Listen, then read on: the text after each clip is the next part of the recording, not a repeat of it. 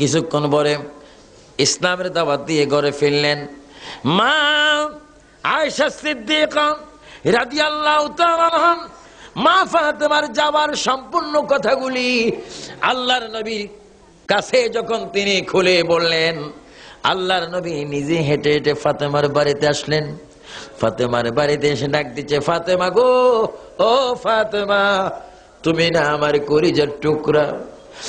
ফাতেমা, তুমি বাড়িতে গিয়েছো, গনিমতের মাল থেকে একজন তুমি খাদেমা চেয়েছো। গনিমতের মাল তো এতিমদের জন্য, যাদের মা নাই বাবা নাই। আমি তোমার বাবা বিশ্ব নবী মুহাম্মদুর রাসূলুল্লাহ সাল্লাল্লাহু আলাইহি ওয়াসাল্লাম এখনো তো তোমার সামনে আছি, গনিমতের মাল তো তোমাকে দেওয়া যাবে না। ফাতেমা, সংসারে তোমার কষ্ট হয় এটা আমিও বুঝি, কিন্তু তোমাকে আমি আজকে একটা দোয়া শিখাই দিয়ে যাব। আমার যুবক ভাইরা দোয়াটা মনে রাখবেন, আমার বুড়ো বুড়ো বাবারা মা বোনকে দোয়াটা শিখাই দিবেন। ফাতেমা, বাড়ির মধ্যে যদি একাইকে যদি কোনো কাজ করতে না পারো, তোমার হাতে ব্যথা হয়ে যায়, মাথা ব্যথা হয়ে যায়, পা ব্যথা হয়ে যায়, বুক ব্যথা হয়ে যায়, তুমি কাজ করতে পারো না, আমি তোমাকে শিখাই দিচ্ছি। বাবার সাথে বলো, তুমি 33 বার সুবহানাল্লাহ বলবা, 33 বার আলহামদুলিল্লাহ বলবা, 34 বার আল্লাহু আকবার বলবা। সর্বমোট এই 3টা তাসবিহ 100 বার তুমি পড়বা। 100 বার পড়ার পরে মহান আল্লাহর কুদরতি ভাবে তোমার শরীরের মধ্যে এমন একটা শক্তি এসে যাবে, তুমি কোটি কোটি কাজ যদি সংসার করো, তোমার শরীর কোনো ব্যথা হবে না। জোরে বলুন সুবহানাল্লাহ, আল্লাহু আকবার। এই আমল আমরা করতে চাই কি চাই না? 33 বার কি আলহামদুলিল্লাহ, সুবহানাল্লাহ, আলহামদুলিল্লাহ, 34 বার আল্লাহু আকবার।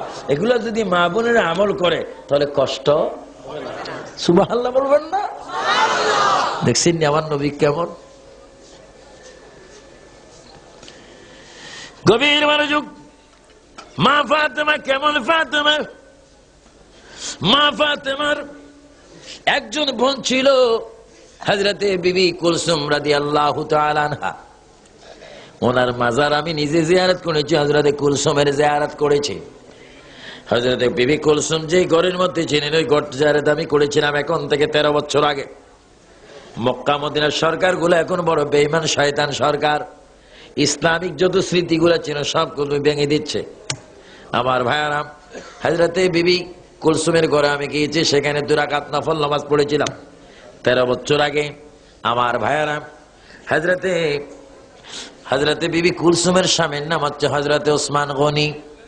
শুধু হযরতে ওসমান গনি নয়, হযরতে ওসমান গনির একটা লকব ছিল, টাইটেল ছিল জিন্নুরাইন, অর্থাৎ নবীজি বলেছে, ওসমান গো, তুমি আমার 2 মেয়ে শাদী করনি, বরঞ্চ তুমি 2টি নূরের মালিক হয়ে গেছো।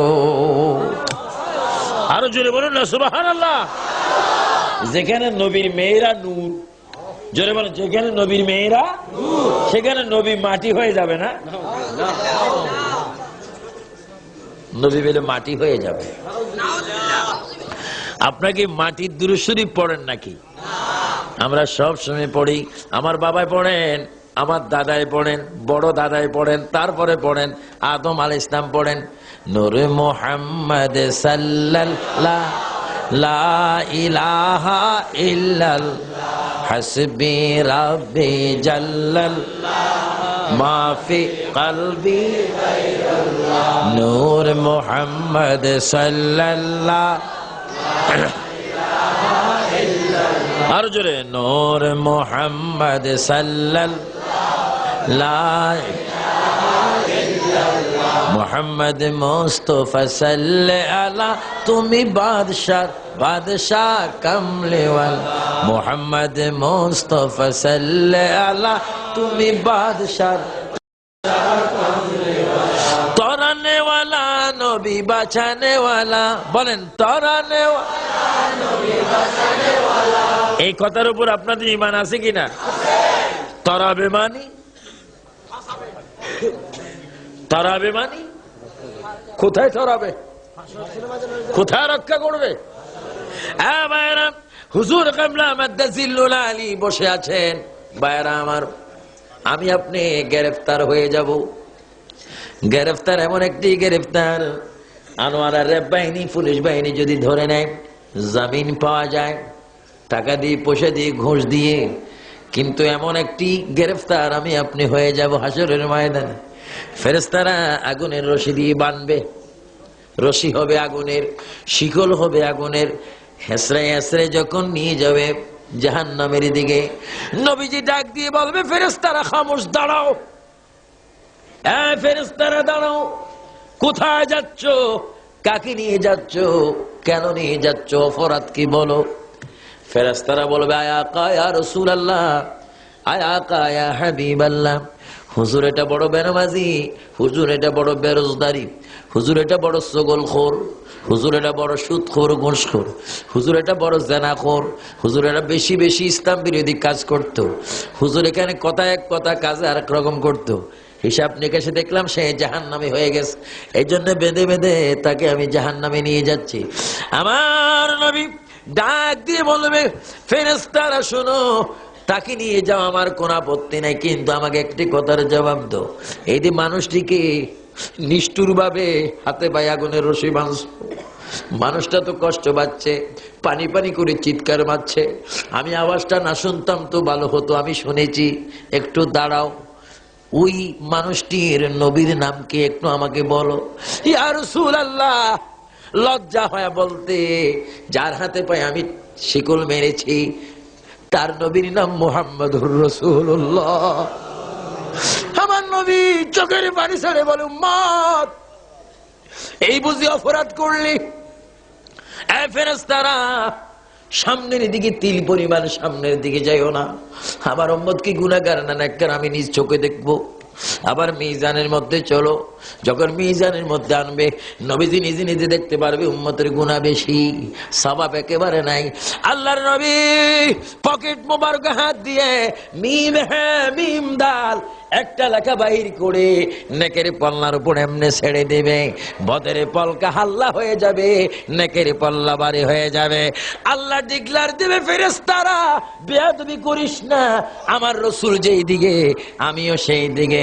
1 মিনিট আগের জাহান্নামীকে 1 মিনিট পরে নবীর উসিলা আমি জান্নাতি বানাই দিলাম। সুবহানাল্লাহ, সুবহানাল্লাহ।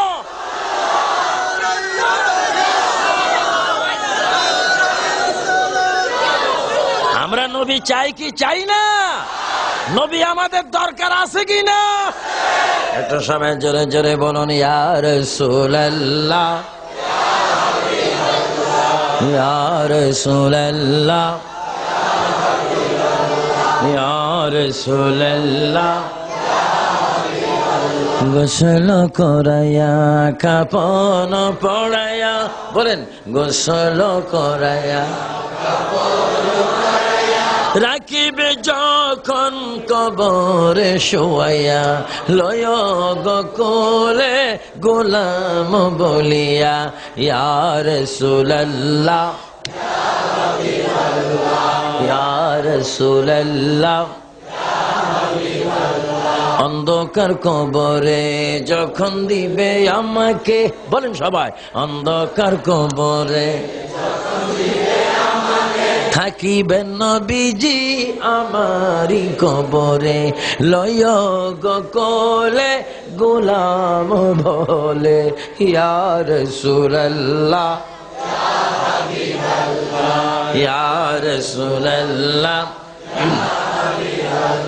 মনকিরে নাকিরা শিয়া সওয়াল করবে বসে, মনকিরে নকিরা শিয়া দিও গো নবী পর্দা উঠাইয়া, করিব সালাম কদম ধরিয়া, ইয়া রাসূলুল্লাহ, ইয়া রাসূলুল্লাহ।